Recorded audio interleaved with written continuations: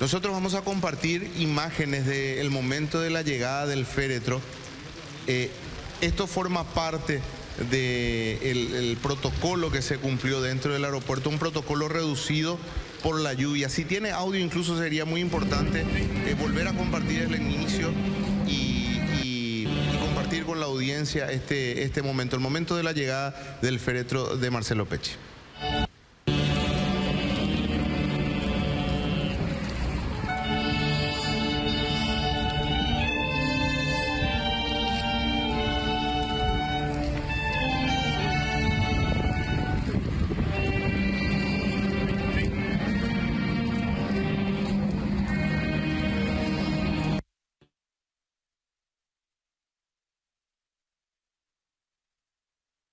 Bueno, el momento entonces en que llegaba con esa cortina musical de fondo los restos de Marcelo Pecci, un fiscal contra el crimen organizado del que nunca se supo que haya estado envuelto en algún tipo de hecho que se le pueda criticar, sino muy por el contrario. Y ayer ya en medio de las anécdotas, recordando un poquitito lo que era la labor del fiscal Marcelo Pecci, un hombre que nunca dejaba de responder, pero que cuando no te quería responder le agregaba palabras a su discurso, ¿verdad? Porque sabía bordear perfectamente la estrategia como para decirte mucho sin involucrar datos que puedan poner en riesgo su tarea investigativa. Entonces cuando empezaba a hablar Marcelo Pecci, uno decía, en este momento no me va a contar nada probablemente de lo que tenga que ver con su tarea investigativa.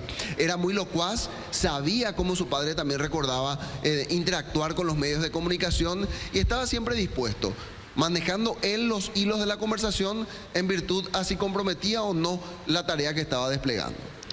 Y hablaban ustedes del debate que se daba, el debate político en el sentido de cuestionamientos que iban y venían entre el Congreso, la Fiscalía, que el presupuesto, que si le recortaban, todo eso es cierto, pero el fiscal Marcelo Pecci hizo su tarea con ese presupuesto. Sí. Entonces el problema de la Fiscalía, si bien es cierto que probablemente necesite más dinero, ayer también en las sesiones del Senado se daban a conocer cifras de una falta de gestión a la hora de la ejecución presupuestaria y mostraban números, es decir, acá está el dinero y no se ejecuta.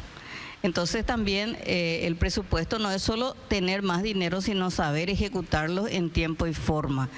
Es un problema, lo que existe en la Fiscalía y en nuestras organizaciones y en nuestras instituciones, es un problema de integridad. El fiscal Pecci lo hizo esta peligrosísima tarea de combatir al crimen organizado con el presupuesto actual de la Fiscalía. Es un tema de integridad, es un tema de coraje también, y probablemente él no tenía padrinos políticos, o si los tuvo alguna vez, no les hizo caso, que es lo que tiene que suceder. Yo siempre digo, para llegar a determinados cargos del Estado, uno no tiene alternativa que establecer vínculos con el poder político, porque si no, no se llega, pero luego hay que cortar ese cordón umbilical. Entonces, me parece que va mucho más allá del debate presupuestario el problema del Ministerio Público en Paraguay. Sí, de hecho que a lo largo de los últimos tiempos la figura de la fiscal general del Estado, Sandra Quiñones, ha sido una figura muy criticada porque desde diferentes sectores políticos asumen a ciencia exacta de que ella le rinde honores a un sector de la política paraguaya, que es el sector liderado por el expresidente de la República, Horacio Cartes. Y cuando se toca una causa vinculada a ese entorno político, pues uno le pone con mayor precisión la lupa y entiende que de repente pueden darse ciertas dilaciones, aunque desde el Ministerio Público, cuando uno le consulta, dicen que solamente están resguardando las formas para el debido proceso.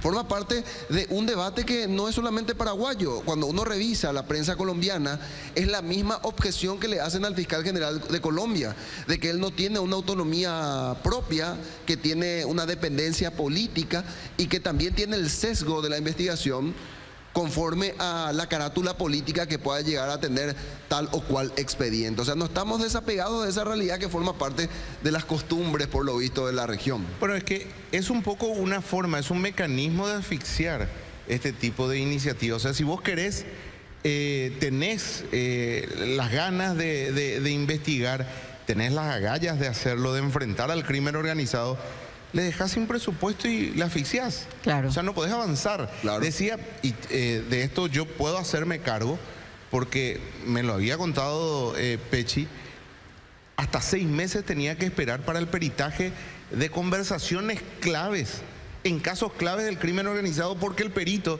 tenía 400 pedidos en espera. Y entre los pedidos que tenía en espera había casos que efectivamente vos podías correr un poco más.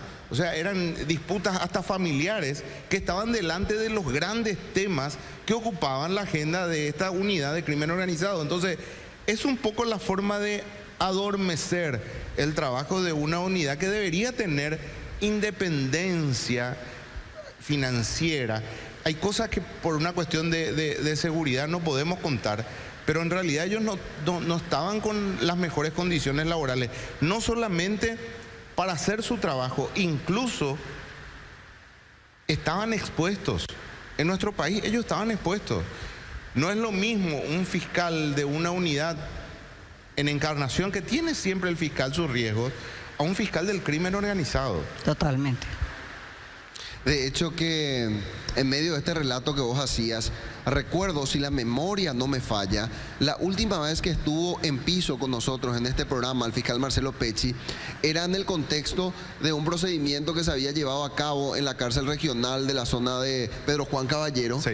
Porque habían ingresado a una celda donde uno de los principales sospechosos de ser el mandante de la ejecución de 4 personas, entre las que se encontraba la hija del gobernador, estaba allí con unas mujeres, viviendo la gran vida, y el reproche que se hacía era cómo se permitía que un capo de la mafia tenga una vida de lujos en una reclusión. Y desde el Ministerio de Justicia vinieron objeciones a la labor del Ministerio Público, y desde el Ministerio Público, representado por el fiscal Pecci, hacían esa salvedad, que ellos muchas actuaciones no pudieron desplegar en los últimos tiempos porque no tenían el dinero suficiente o la capacidad física, logística para desarrollar las tareas de peritaje. Yo no sé si ustedes se acuerdan, y ahí tengo un vacío, no sé si fue al aire o fue en el corte, que el fiscal Marcelo Pecci nos dijo en aquella oportunidad,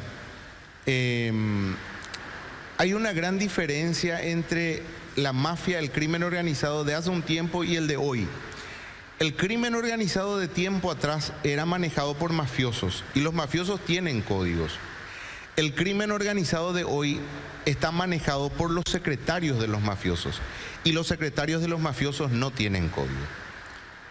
Y está visto que tenía razón. Esa es la línea, la teoría que también viene desarrollando con insistencia el exministro del Interior, Arnaldo Yucio.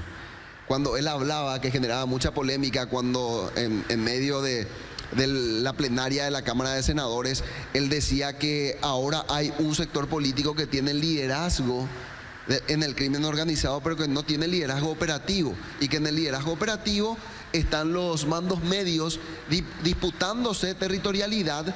No hay un interlocutor, decía en su momento el ministro Arnaldo Yucio, y esto se dirime directamente a plomo, ya no con otras estrategias. Básicamente, parafraseándolo, recordando lo que él decía ante la Cámara de Senadores en su momento, y que allana lo que acabas de compartir, Luis, de comentar. Hoy lo cierto y concreto es que esto deja un mensaje muy fuerte a toda la estructura del Estado paraguayo, y no solamente del Estado paraguayo. Asintió el impacto el gobierno colombiano, la estructura judicial colombiana, que se encargó, como decíamos más temprano, de etiquetar esto como un magnicidio. Un agente fiscal de alto perfil asesinado a tiros en una playa de Colombia, que de acuerdo a lo que decían las propias autoridades, no era muy frecuente que ocurra este tipo de eventos en esa zona, a pesar de que el dominio territorial lo tiene de manera material el crimen organizado con el clan del Golfo o el cartel del Golfo. Momentos también de mucha inseguridad y de violencia que estaba viviendo el gobierno colombiano en esa zona de su país, y que casualmente, para mayor tragedia nuestra, fue el lugar escogido por Marcelo Pecci para ir de luna de miel. Colombia, que encontró a lo largo de su historia varios capítulos muy violentos. Decíamos, cuando el narcotráfico se había encontrado ese careo entre los cárteles de Cali y de Medellín, la policía y los militares.